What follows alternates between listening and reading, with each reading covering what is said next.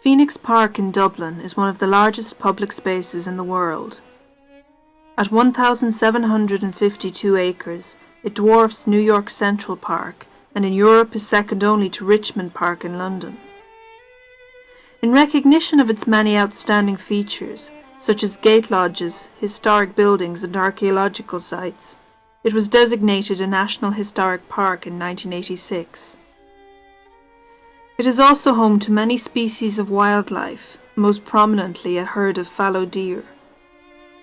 Despite its immense public value, insensitive development is now encroaching upon the park, seemingly without restraint or limit. Examining recent trends of property development on the park's borders reveals a worrying pattern, one which suggests that plans are in motion for its redevelopment. The Planning and Development Act of 2000 was the first piece of Irish legislation to provide for so-called social and affordable housing.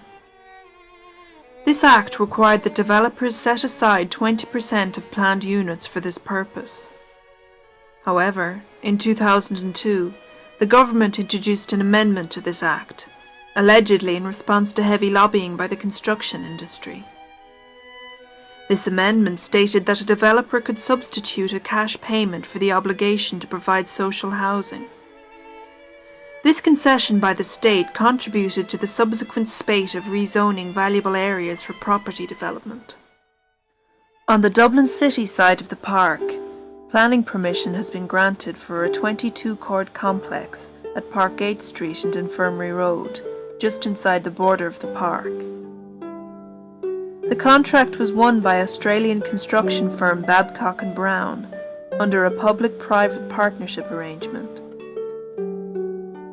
By 1999, this site will house all the courts in Dublin's judicial region, currently held in buildings such as the historic forecourts.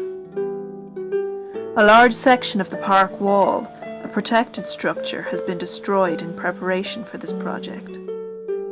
Located just beside this development is the Department of Defence, which is shortly to be vacated as part of the government's decentralisation scheme.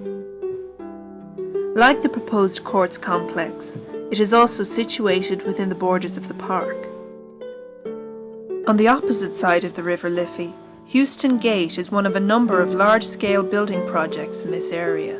It was granted planning permission by An Bord Pleanála, despite objections from the planning inspector. These included a potentially negative impact on significant historic buildings, such as the Royal Hospital Kilmainham, a lack of integration with the surrounding public space, and poor architectural design.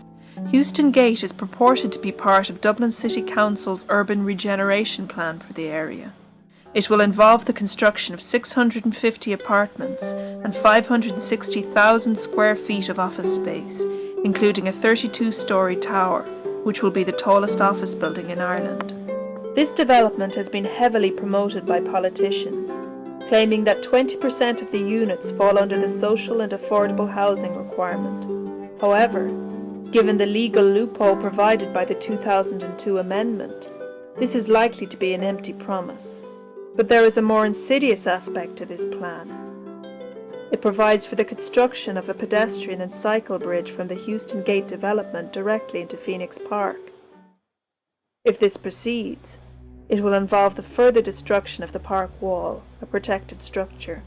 The nearby Clancy Barracks was sold by the state to a private developer for €25.4 million. An Bord Pleanála gave permission for a 15-storey hotel tower and 950 residential units to be built. Again, they overruled their own planning inspector and gave permission for the demolition of 31 protected buildings. Practically the entire Liffey Bank, from there to Chapel Izard and beyond, has been rezoned for office space and apartments on the spurious grounds of providing social and affordable housing. Permission has been granted to Flynn and O'Flaherty for the Phoenix Park Racecourse development, located just outside the park's boundary wall near Castleknock Village.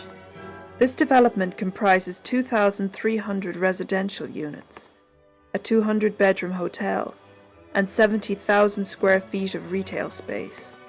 Despite being subject to conditions regarding its proximity to the park, the developers have ignored the council's guidelines and submitted further applications, expanding on the original terms of the plan. In this case, the state has abandoned any professed concern it had about the provision of affordable housing.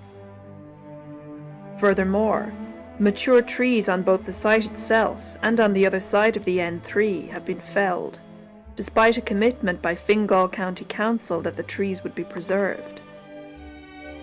The pattern here is the same as at Rathloo near Tara, County Meath, where the felling of ancient trees has taken place under state licence. Despite billions of euro of public money being poured into the M50, as well as numerous other motorways, councillors and elected representatives have lobbied for Dublin bus services to be routed through Phoenix Park. This would involve the demolition of the Castleknock Gate, which, as part of the park wall, is a protected structure. Due to lobbying by local politicians, the OPW instituted a traffic management scheme, whose aim was to reduce the volumes of traffic passing through the park. However, one result of this scheme was that the park will remain a thoroughfare for commuter traffic. The 2002 amendment to the Planning and Development Act means that affordable housing is now merely a PR term, used to circumvent legal objections and public opposition in the pursuit of lucrative development schemes. Legal protections for amenities are being weakened or simply ignored. Legal restrictions on development are being swept aside under the pressure of lobbyists. With ruthless efficiency, the building industry, with the aid of government muscle, has set its sights on an amenity of unique historical, environmental and social value. It is no accident that so many developments are springing up beside and in some cases within the Phoenix Park. These are not excesses or exceptions. They are part of a deliberate policy whereby no amenity, however ancient or valuable, is safe from the state-sponsored construction sector.